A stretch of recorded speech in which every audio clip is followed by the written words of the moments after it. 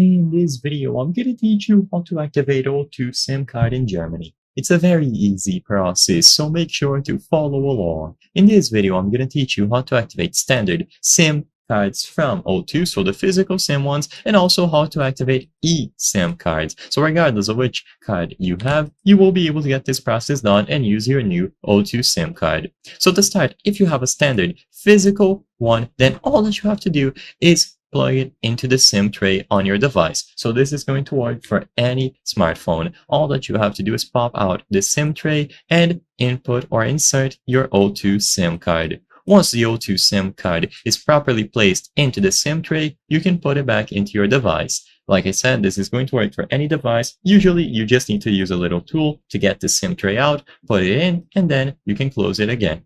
Once the O2 SIM card has been inserted, you are good to go. O2 SIM cards are already activated, so all that you have to do is put it into your device, and as soon as it is done, it will be ready to use. You can now dial any number, use mobile data, and everything should be working flawlessly.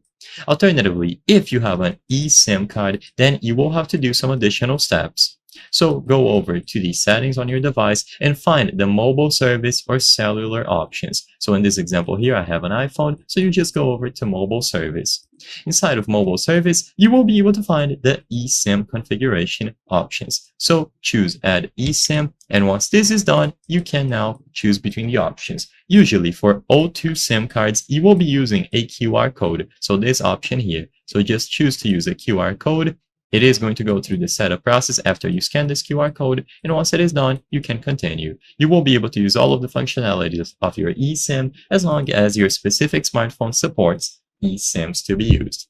I hope I was able to help you on how to activate O2 SIM card in Germany. If this video helped you, please be sure to leave a like and subscribe for more very easy tips. Thank you for watching.